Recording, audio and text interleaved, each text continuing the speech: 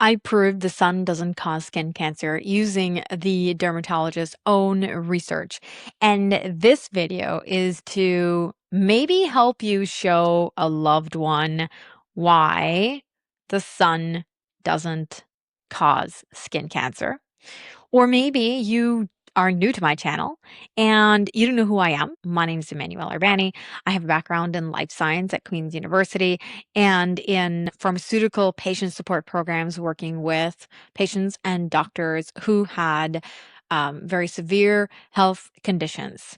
And I say that also coupled with the fact that I'm a learner and speed reader. So my ability to parse through articles and research papers supersedes the average person for sure. And this is important because when I go about and read a headline or an article, I don't read the abstract. I read the whole damn thing. And then I do one better and I read the sources. And then I follow the chain of the sources to see where the house of cards falls. And in this video, I'm going to show you, by showing you the papers, where the house of cards falls. So I'm going to start by showing you one paper, and we're going to track papers and tie them in together. So maybe you fully understand this from the mitochondrial side, but maybe you want to show this to somebody, or maybe you want this information to share when you're having a conversation with your friends or your colleagues or your family members. Plus, I love this kind of stuff. So this is like just maybe a little bit too much fun for me. All right. We're going to start with this paper right here, The Epidemiology of UV-Induced Skin Cancer. Okay? There is a couple of points here that I'm going to point out. The highest densities are the most sun-exposed parts of the bodies and the lowest on the least exposed. This statement here from the paper, they're talking about densities of basal cell carcinoma and squamous cell carcinoma, to be clear, because melanoma doesn't have a correlation with sun exposure that has been able to be tracked. There's a lot of guesses and lines that are being connected that are not connected, and I'm going to show you exactly why that is. But first, I want to address the BCC SCC, so basal cell carcinoma. Generally, even the alternative world will say that BCC is caused from sun exposure. But I'm going to show you the holes. There's no reference to this. Now, this is the abstract, so it's in here. The other thing is, connected to the same thing. I'm going to show you the parts here. So this here, when they're looking at melanoma, for example, they may be explained. So there's an argument against the relationship of melanoma and solar UV. That's what I was mentioning before. They may be explained by geographical gradients and ethnic mix of population or the balance of recreational to occupational sun exposure. Why do I bring this up? It's going to be clear later when we look into the melanoma research, but the importance here is these are all guesses. There's no substantiation behind this. And I'll take you to reference number 6 really briefly in a second. But before I do, I want to bring your attention to some of the areas in which a lot of the data is taken from. One, a lot of the data is taken from Australia. And the problem with Australia is, one, there's a low magnetic field in Australia because it is a desert primarily, and the center of the country is in its core a desert because of its proximity to something called the South Atlantic anomaly, which you can all verify, by the way, and because of Australia in particular being close to the thinning of the ozone layer. That is an issue of not ultraviolet exposure increase, but rather ionizing radiation. But more importantly, the barrier around the Earth, the ozone layer, that kind of like look at it as like a membrane around the Earth, is helping to keep the magnetic field from decreasing. And when you have an escape, you decrease the magnetic field. And this was something actually in one of Robert Becker's books. I think it was Cross Currents, but I'm not 100% sure which one it was. Back to this.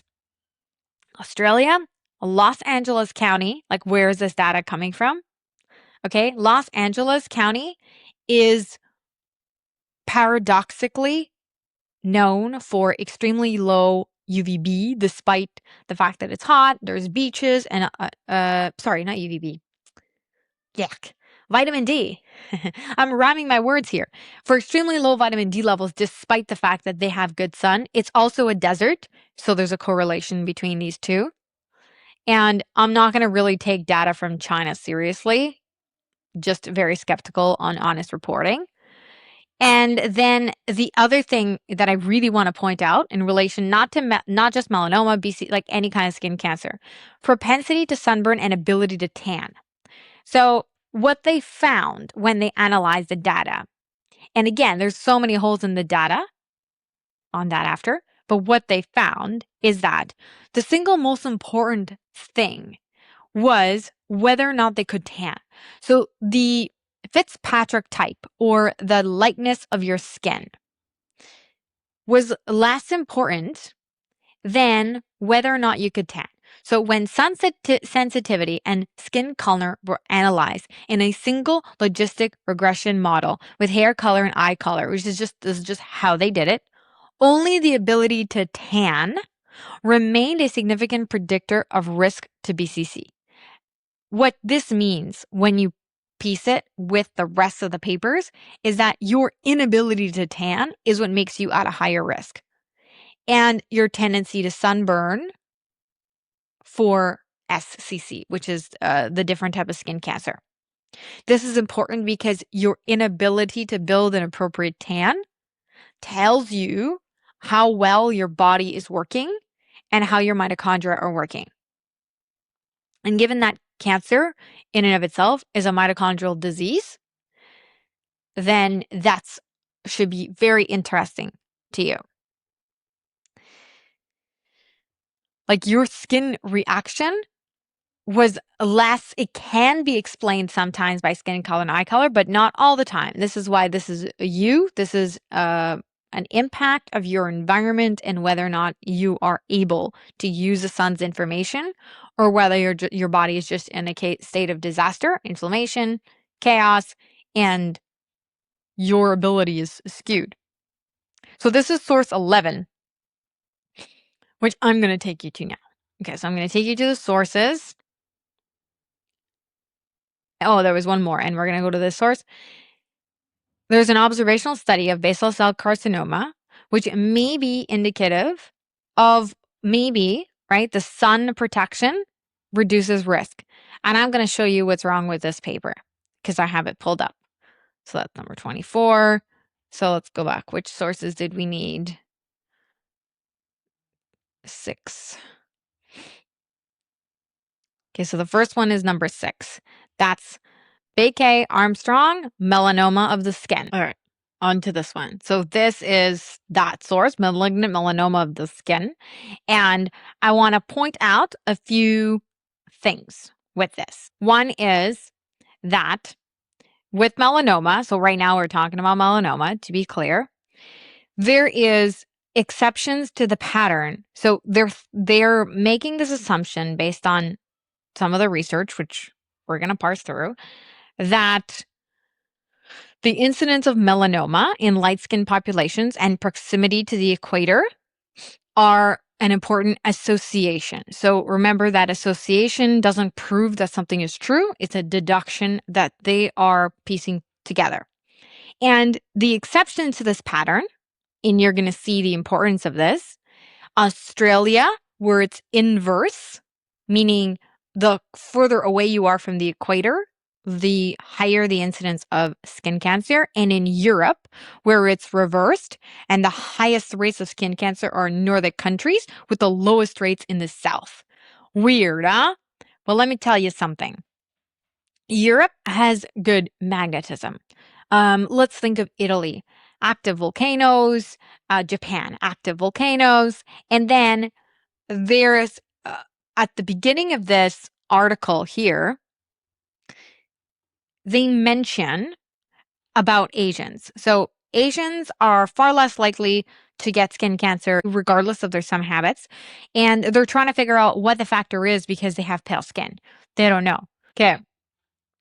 So what I want to take you through really critically is this is the end of the article. And in every single section of the article, they're making conclusions, and I'm going to take you backwards. They're talking about prevention. They are talking about geographical variation as incidence. So all of these interesting anomalies in this. And then they are talking about therapy and outcome. So what do they do when you have melanoma and what's the outcome? They're looking at other factors. So these are the other factors that are potential, but typically not controlled for. And I'll show you the proof. Female sex hormones, endogenous and exogenous, diet, alcohol drinking, use of certain medication, hair dyes, exposure to fluorescent light. Guys, can I repeat that again? Exposure to fluorescent light. And we're going to bring this back because this is going to ring especially weird coming right up. Occupational exposure to petroleum products, hydrocarbons, trauma, and X irradiation. Now, this is all about environmental factors. The reason why I'm bringing this up is because what's missing from this is the mechanism. How is it happening? Because the thing is that they don't know. They don't know in this paper. They haven't figured it out. So now let me take you to the other source. And so this was source 6. And then if we're going back up, we're going to talk about basal cell carcinoma and SCC. The two types of skin cancer that are not melanoma, for those of you who are not like super sciencey. And I'll take you to which sources we're looking at for that. So that's source 11 and source 24. So starting with source 11, I want to show you the trace so you see. Okay, this one here, pigmentary and cutaneous risk factors for non-melanocyte skin cancer. That's this paper. Now, so much fun. This paper is from 1991, first of all. And you're going to realize a lot of these papers are old. The reason why I'm picking these papers and tracing it this way is because if you go look at the new research, you're going to notice how many of the source back to the old papers because it's built on the house of cards, and the house of cards began a long time ago. And nobody's gone back to redo this with no prejudice from scratch. So case and controls. They were not able to determine whether or not they had skin cancers diagnosed preceding the period of interest, meaning they didn't know what the history of these people were. And this is important, the control. All survey subjects were considered as potential controls, except in cases defined above, meaning in cases where they had skin issues, where they were diagnosed with skin cancer. Why is this important? That's a terrible control. Where's the control for diet? Where's the control for percentage of light exposure in artificial light vs natural light? You'll notice that is extremely absent as a control in all of these, and they're survey based. 99% of these are survey based. So there's no questions about this. Imagine how much of an idiot you would be if you found out, you asked somebody about their sun exposure habits. They're like, oh yeah, sometimes I wear sunscreen on my face. I don't put sunscreen on my legs. And yeah, when I go outside, I don't really think about it. And then imagine you said to them, okay, so what do you do for a living? What is your life like on a day to day?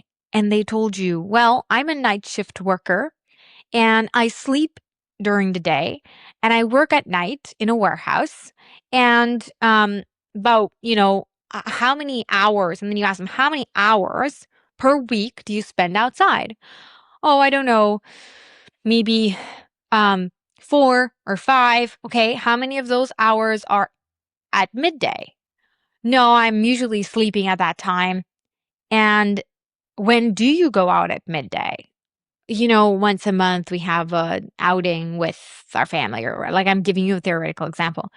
How much of an idiot would you feel like if this was you making a correlation between their sun exposure and their skin cancer on their leg, meanwhile, only to find out that, well, they've had less than 5% of their exposure to the sun outdoors, their exposure to light outdoors, and the rest of it has been indoors. And then that should make you do a double take of where you think the source is coming from. All right, back to this paper. The interview procedure. Case in point. They were contacted by mail and asked to consent to an interview about places of residence, job, recreational activities, and other aspects of life. The words sun exposure were not used, and the individual's case control status was not identified. The interview covered constitutional factors, so it's telling you what they asked for, ethnicity, reaction to sunlight, freckling, tendency to perspire, history of skin conditions, history of exposure to the sun, and other possible relevant agents. Now, the relevant agents: smoking, alcohol, occupational exposure to tars and oils, chemicals. I don't see artificial light here. I don't see diet, like not just how many fruits and vegetables you eat, because a survey-based diet information is completely useless because nobody remembers what they eat. So remember that too. And the melanoma studies were conducted in Australia, which is a big red flag. Any kind of data from Australia that's coming from when it comes to skin cancer, I'd want to compare that to somewhere that is similar latitude but better magnetic field and is not a desert. But those two go hand in hand. Point here that I want to make is the interview procedure. Notice what's missing. Okay. The next source that we want to do is this one: the relative importance of basal cell carcinomas, continuing sun exposure, and T cells on the development of BCC. Because this one is interesting. And that's this paper here.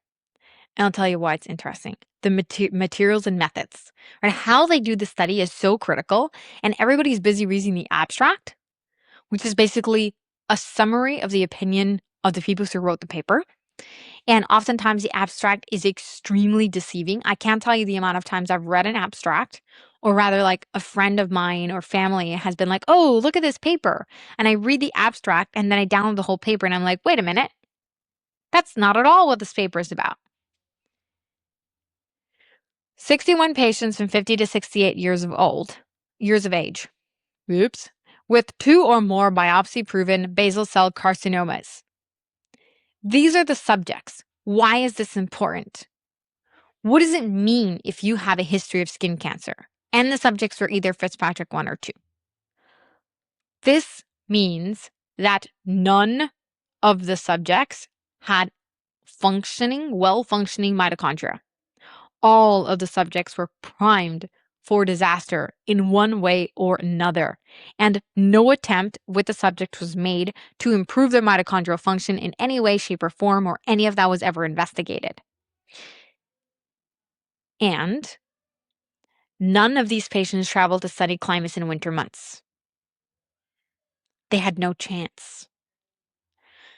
This alone renders the entire paper useless unless you're specifically thinking, what are the chances after having basal cell carcinoma or squamous cell carcinoma, following all of the standard American diet, the standard nutritional requirements: eat fiber, eat plant foods, avoid red meat, following the standard recommendations: don't worry about all your LEDs and fluorescent lights, switch out all your incandescents for LEDs, wear sunscreen all the time, wear a hat for UV protective coating. What are your chances of getting cancer again? This is the only thing, like specifically BCC and NIC, this is the only thing this paper is showing you. Onwards and forwards. The next 2 papers that I'm going to show you are really interesting because they form the foundation of a lot of the basis of the proof on the sun causes skin cancer. And if you bother to read the papers and look at the sources, you're going to see these papers referenced over and over and over and over again, and over and over and over again. And this is hilarious, but in a terrible way. This paper, 1966, pyridine dimers and ultra irradiated DNAs. The only thing of interest here is this. We don't care about the introduction. We don't care about any of that. We care about the materials and methods. E. coli DNA. And what do they use? For light, ultraviolet radiation. Monochromatic ultraviolet radiation was obtained by use of a large quartz prism monochromatic illuminator, 500 watts, Philip Mercury Ulk bulb. Do you see the word sun anywhere in here? Is the sun 100% UVB? Does the sun have a mercury arc emitting toxic chemicals, substances in especially a lot of these old bulbs, etc.? If you look into the issues with them, no, sun doesn't do that either. What about the fact that, oops, I went back too far. These E. coli cells. Are you E. coli? Is your skin E. coli? No, I don't think so. Also, it was a petri dish study. All right. I've had my fun with that. Next paper that gets over and over and over and over. Ultraviolet light and skin cancer. I love this one. Let's go to the most important part. Experimental procedure. In order to determine if ultraviolet light had any carcinogenic action on the skin, a series of experiments were carried out on mice. Okay, that's okay. What kind of mice were they? Wait, let's look at the light first.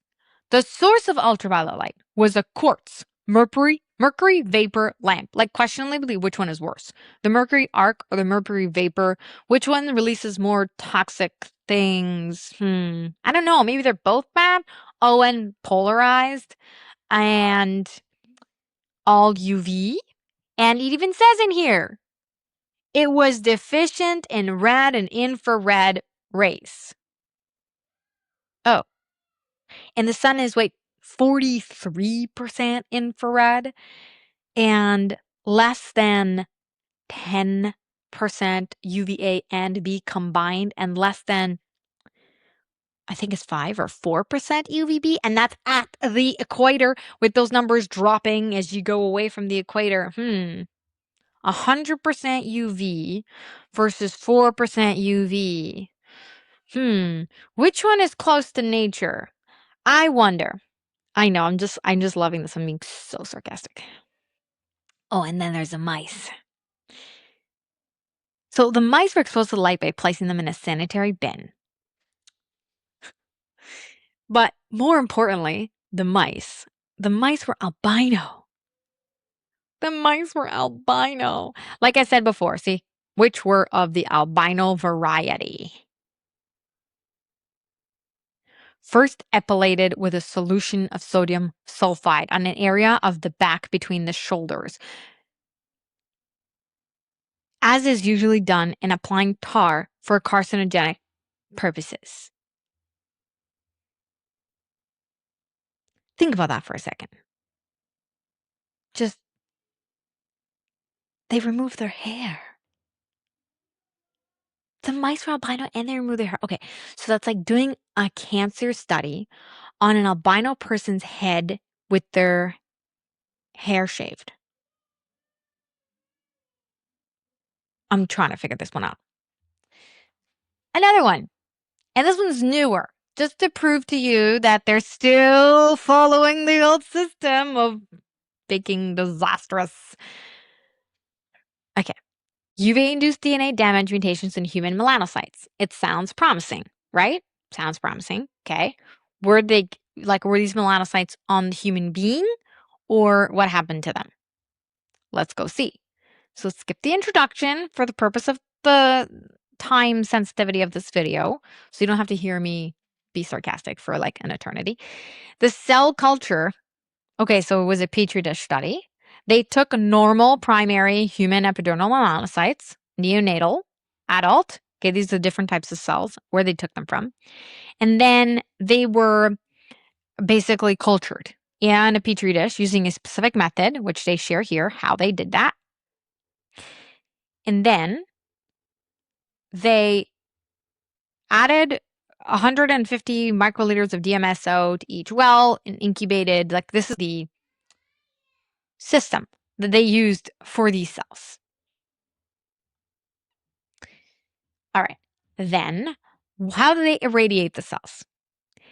They use the UVA lamp, Cella's sunlight system. Sunlight system. Interesting. But the wavelength was 340 to 400 nanometers. That's UVA light. And then there was a small amount of UVB, but it was not the sun. It was a light lamp, a UVB lamp. It's an artificial light source with no infrared and no red light. And the funny thing about this is that there is no consideration in the paper by the complete absence of the majority of the sun spectrum for these lights. So anything in this paper, well, really poor choice of conclusions. Those are the 3 cell culture studies, and pretty much they get repeated. The same system, like I said, gets just repeated over and over again. And if you look at the methods of all of them, you're going to find this trend. Now let's look at the epidemiological research around melanoma and some of the other melanoma pieces here. And this paper has a really, first of all, it's a great paper to read, because after you read it, you're just going to look and you're going to be like scratching your head, especially after you watch this video. But there's a sentence in here that's really, really important, because they're looking at Northern Europeans and they're making assumptions on their sun behavior habits and whether or not they went on vacation in the summer as well. They don't have, like in this paper, it doesn't say what questions exactly were asked. It is an older paper. So the question remains, like, even in confounding, they don't actually tell you, like, did they smoke? Was any part of their diet controlled for? What kind of questions do they ask? None of that is shared, which unfortunately makes there be like such a big missing piece of data in this. But the one sentence I want to point attention to is this right here. They're guessing, if you read how they're, whatever, what they're saying is, so far, no variable unrelated to the sun with an overriding causal effect has been identified. So basically, if you read it again, and I'm saying basically way too often, they are telling you that it has to be the sun because they didn't find another source of the issue. To me, that's a really dangerous assumption to make for one, something that's so ubiquitous with life, such as sunlight, and one that has such a profound effect on recommendations given to people.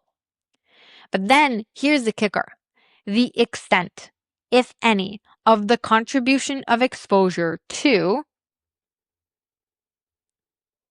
fluorescent lights to the production of melanoma now seems to be very small. Do I need to read that one again?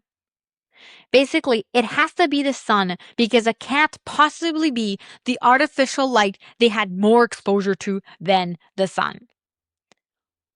Really big assumption to make. And there's no sources, so I can't show you source 12 because this is an old, I'd have to have the entire copy of the journal to see the source, because this was from 1990 something. It's somewhere in here, the year. And you can search this paper. Okay. That brings this section of it to the end. Now let's dig into the melanoma piece just a little bit more and show you how the House of Cards gets even worse.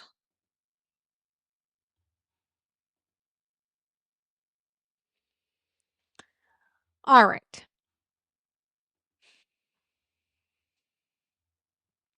Understanding the perceived relationship between sun exposure and melanoma in Atlantic Canada. the sunscreen paradox. This was done in Atlantic Canada, where ultraviolet light by far is in 1 to 2% for UV for a very small percentage of the year, and UVA is in the very low percentage points, with infrared and red light taking the massive majority of the sun's light. And yet, the recommendation to hide from the sun remains just as rampant. I challenge you to visit a beach I live in Ontario, not Atlantic Canada, but I challenge you, like, highest population density. Visit a beach. You will be hard pressed to find a child without full head to toe ultraviolet gear and an adult that isn't spraying themselves in sunscreen and that doesn't look white as a ghost with an umbrella, with a cover, with a tent. And yet, skin cancer just keeps racing faster and faster. It should be practically eliminated with the amount of sun avoidance that our world currently practices. I'm just going to go off topic here in specifically in relation to this particular study, but very closely connected to this paradox because I hear this all the time. Well, it's because people spend more time in the sun and they're not actually reapplying sunscreen.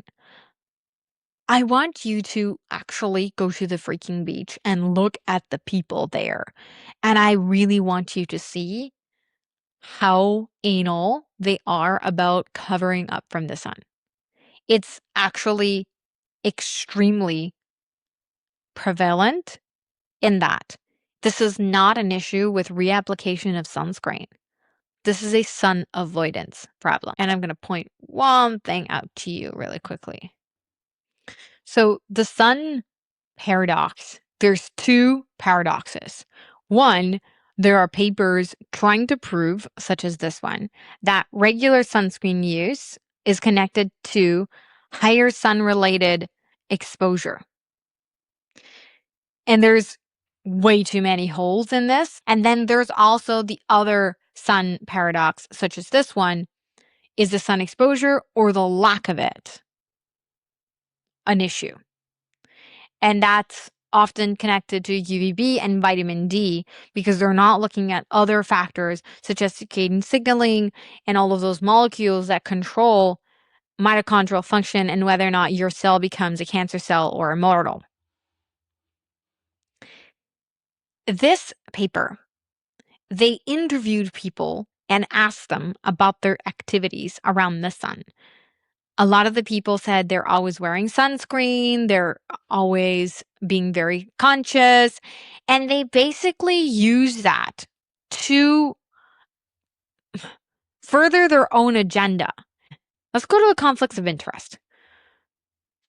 You notice how it says they declare no conflicts of interest. And then if you go to funding, it says it was funded by a proof of concept intervention grant of the primary prevention of cancer of the Canadian Cancer Society. Now, if you look at the Canadian Cancer Society and where they get their money from and how they get their money from cancer treatments, and that is a disturbing fact.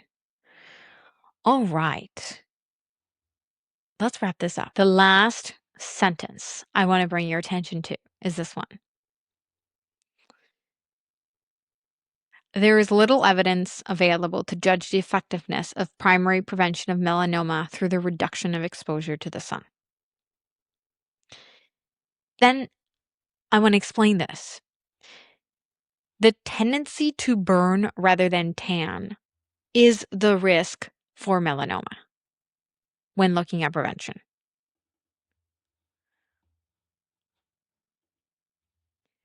The tendency to burn vs tan is a reflection of your diet, your mitochondrial function. Can you cool down your body? Can you sweat properly? Are you exposed to morning light? Have you specifically built up your solar callus? Is your eyes communicating with your skin and controlling what your skin does? Because there's something called a leptin melanocortin pathway, for those of you who are new to this. and you're welcome to Google it. If you have the patience to actually go and read those papers, most people do not. And this connection between the information your eyes receive, the information your skin receives, these little signaling molecules that are called circadian signaling molecules, there's just over a dozen of them, how they control cellular reproduction and mitochondrial function, and whether or not a cell turns into an immortal one, meaning a cancer cell that's replicating out of control, and how oxygen levels in the cell are tied to cancer, deuterium is tied to cancer. If this is curious or wiggles your toes in any way, then I recommend that you go to probably starting with the deuterium video, deuterium for making you stink to making you croak, because that is, um, I'm talking about deuterium and I'm talking about a book with a lot of published literature. So if you're new to this world and you want to see that, then I will see you there. But if you want to, you're sold and you're like, I just don't know how to do this, then I welcome you to click the first link in the description, which is for my 21-day reset. It is basically showing you the basis of setting the stage for your body to heal, starting with fatigue, energy, and sleep. Because without looking at the energy and sleep part, you can't do anything else. But it walks you through your first 21 days.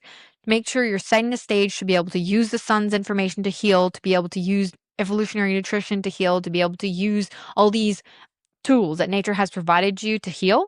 And that's what it's walking you through. So I'll see you in one of those two places.